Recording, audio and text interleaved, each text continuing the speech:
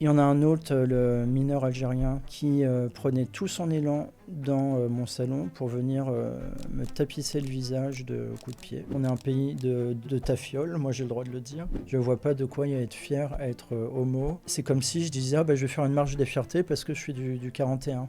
Sale facho, t'es manipulé par la droite, t'es xénophobe, t'es raciste, t'es homophobe, t'es transphobe, enfin bon, j'avais le droit à la liste complète. J'ai perdu plus de la moitié de mes amis puisque j'étais devenu persona non grata. Et en tout cas, être homo et de gauche, moi ça me semble du suicide.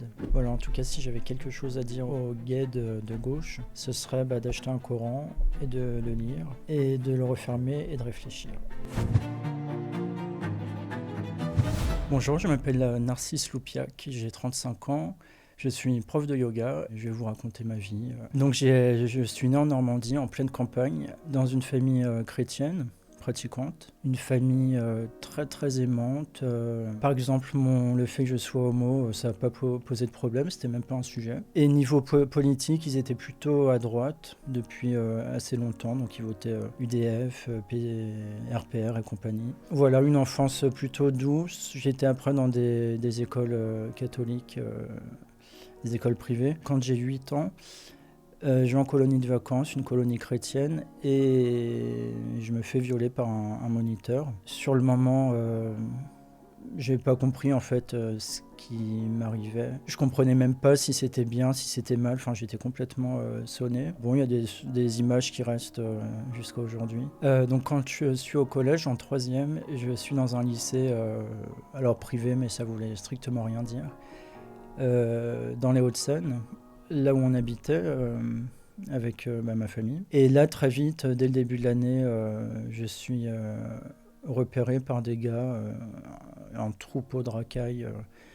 C'était des Arabes. Et on m'a imposé des pipes, je sais pas comment dire autrement, des fellations, dans les vestiaires du gymnase et dans les toilettes. Que des Arabes, des musulmans, parce que ça parlait de Ramadan. Ils m'appelaient je sais plus quoi en arabe, je crois que ça voulait dire le diable. Donc ça durait quasiment toute l'année, mais au bout d'un moment, j'allais plus au collège parce que c'était un petit peu éprouvant. Moi, j'ai cru que ça allait être un événement isolé et ponctuel, et puis en fait, ça s'est étalé. En plus, il y avait mon petit frère dans ce collège-là, et j'ai su très longtemps après qu'il se faisait chahuter, enfin bousculer par ces mêmes bonhommes-là, parce que c'était le petit frère de la pute, disons. Après ce qui s'est passé au collège, je peux pas dire que j'ai été traumatisé spécifiquement par ce profil arabe musulman, parce qu'avant ça, comme il y avait eu la colonie, j'avais déjà commencé à me méfier de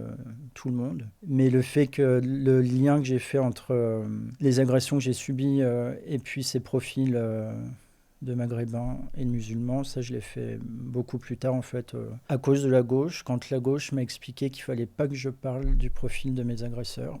Et c'est la gauche qui a déclenché chez moi une fureur très très ardente contre ces inepties où il s'agit de se voiler la face et surtout de ne pas regarder la réalité en face sous peine d'être un vilain facho. Assez vite, j'ai compris que des gens qui étaient très, à l'époque, c'était touche pas à mon pote, et tout, ou enfin le truc SOS Racisme, voilà. Où tout d'un coup, il suffisait d'être alors soit un métis, soit un noir, soit un arabe, soit tout ce qu'on veut, mais en tout cas pas un français.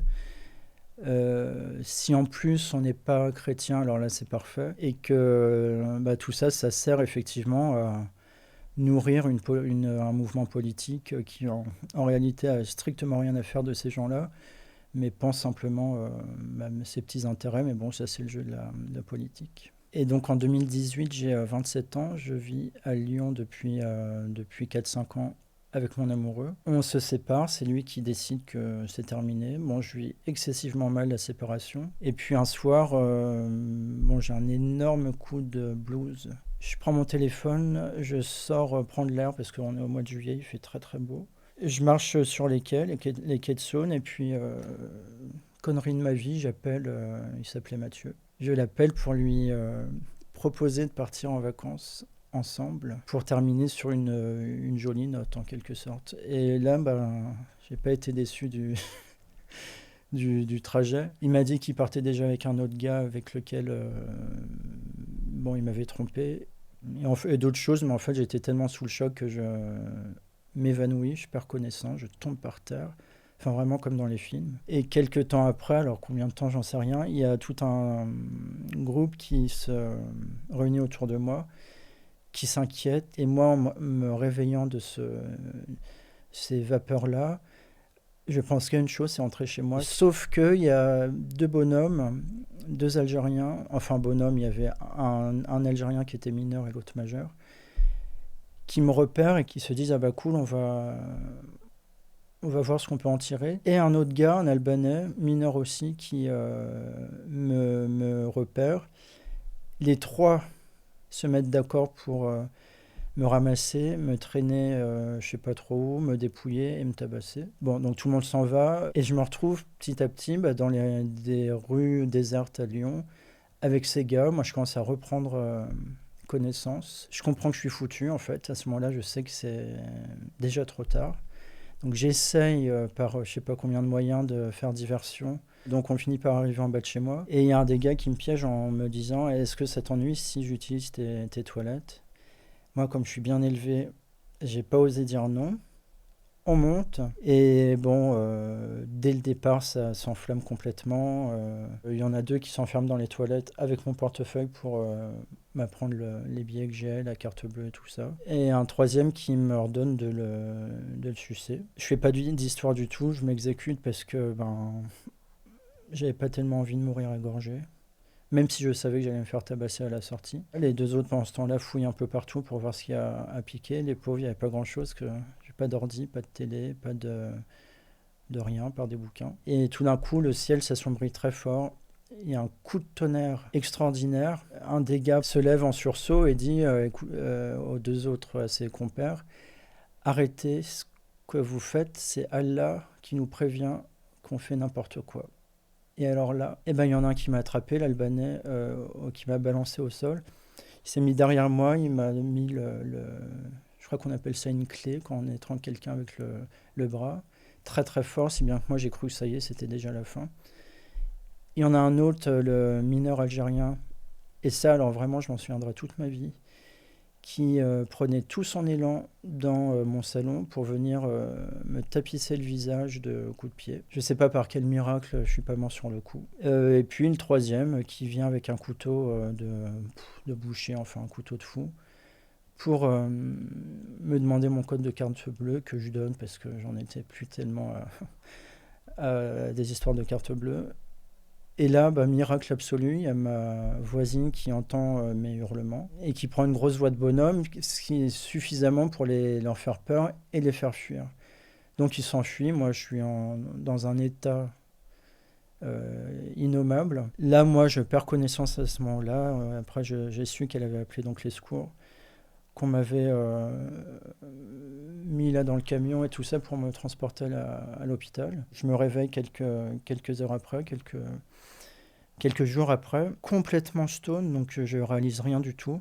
Du tout. Et l'histoire de fou, c'est que je pensais qu'à une chose, c'était à Mathieu. De là a démarré tout le merdier, il n'y a pas d'autre mot, juridique. J'ai dû aller au commissariat pour déposer ma plainte, faire le procès verbal et tout ça. Et ensuite, j'ai fui en Bretagne, dans la maison de mes parents. Et pendant ce temps-là, la procédure continuait. Et puis, un beau jour vient le procès.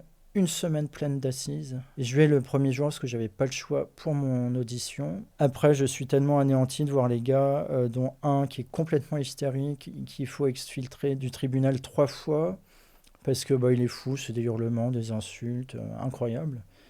Et le reste de la semaine, moi, je passe la semaine à dormir, complètement shooté au terre à laine. Et pour le verdict, j'étais obligé d'être là. Donc là, j'ai eu la bonne surprise. Ils ont été reconnus tous les trois à la majorité, je ne sais plus comment on appelait ça. Donc le seul majeur qui a 5 ans de prison ferme. Et les deux autres qui ont 2 et 3 ans, mais avec du sursis dans tous les sens. Donc en fait, ils ont juste fait le préventif et après dehors. Et donc pendant toute cette procédure du procès pour l'agression 2018, mon avocate me dit, comme la circonstance aggravante d'homophobie a été retenue. Bref, mon avocate me dit on va appeler des assos pour se porter partie civile avec nous. Bon, je dis oui parce que honnêtement, je m'en fiche, même si déjà à l'époque, tout le milieu LGBT me donnait envie de vomir parce que le milieu LGBT, c'est un milieu qui est malsain, qui est hypocrite, qui est dangereux, qui est d'extrême gauche et qui surtout a pour obsession le consumérisme sexuel.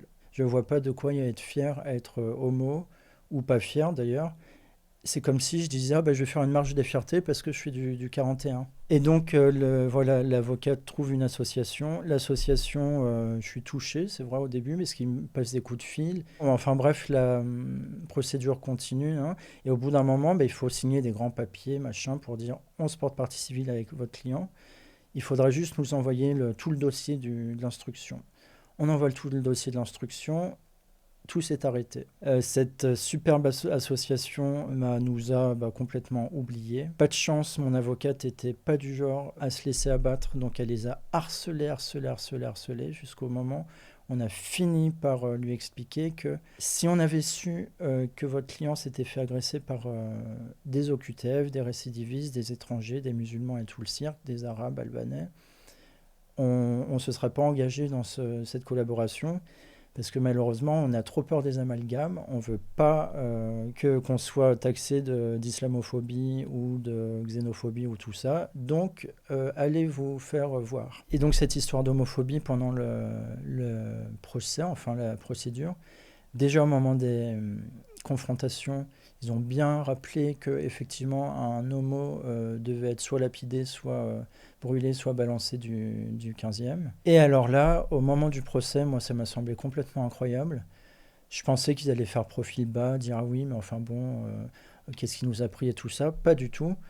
Ils ont réitéré avec fierté que dans la sunna ou la charia ou je ne sais plus lequel, en tout cas dans notre religion, on doit tuer l'homosexuel. Et donc pendant les législatives de 2024, entre les deux tours, je vais pour donner un cours de yoga à la Défense. Et rue Clignancourt, il y a deux gars qui m'arrêtent, des Arabes, qui ne parlent pas français, et qui me coincent, qui me prennent par le bras, qui me coincent dans cette ruelle-là. Et d'autres Arabes ressortent de là qui sortent de nulle part, un peu comme des rats, dont un qui baragouine à peu près le français et qui m'explique que je fais honte aux musulmans et que, comble de l'horreur, je suis chrétien parce que j'avais une croix autour du cou et qu'en plus, alors là c'était le summum, je suis homo. Et donc il me dit, il y a un pote qui est parti chercher un grand bidon d'essence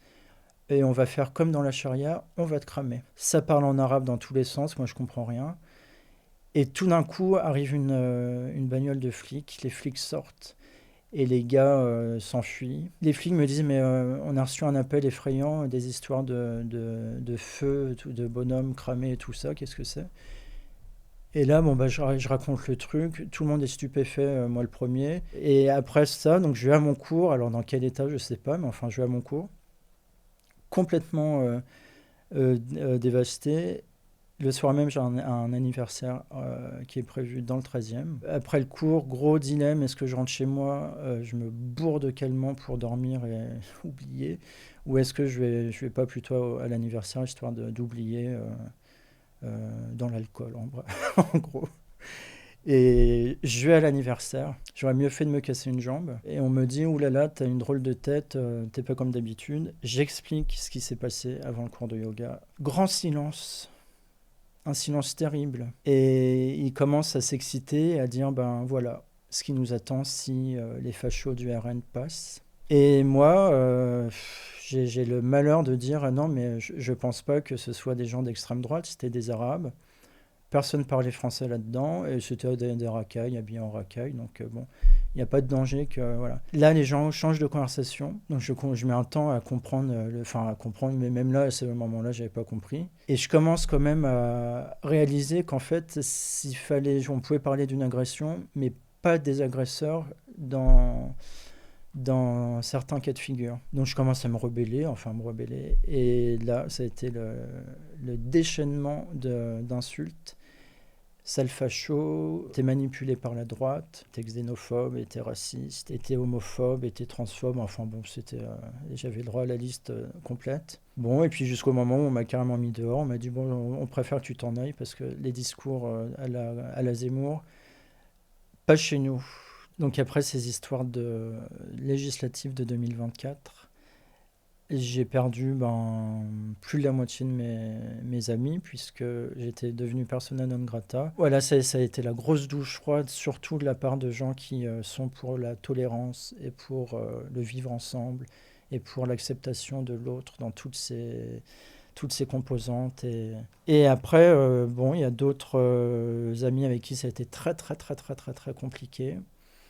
Des amis que j'avais depuis longtemps, avec qui il y a eu vraiment des disputes très fortes, parce que tout d'un coup, en fait, les autres et surtout moi, je découvrais que j'étais d'extrême droite, en fait, puisque je suis devenu adhérent Éric Zemmour et Marion Maréchal. Et ce que j'ai adoré chez les gens de droite, même d'extrême droite et tout ça, c'est leur réaction. C'est-à-dire qu'ils ont à aucun moment fait une différence entre se faire violer par un moniteur chrétien, un blanc, yeux bleus, machin, nana, et se faire violer par des racailles étrangères et musulmanes. Et donc ça, ce que j'ai apprécié chez les gens de droite, comme on dit, c'est cette impartialité, c'est-à-dire qu'un viol, c'est un viol, peu importe que ce soit un gars, un roux, un barbu, un handicapé ou je sais pas qui. Et en tout cas, être homo et de gauche, moi, ça me semble du suicide, puisque priorité à l'islam, et puis comme l'islam n'est pas très fan des homos,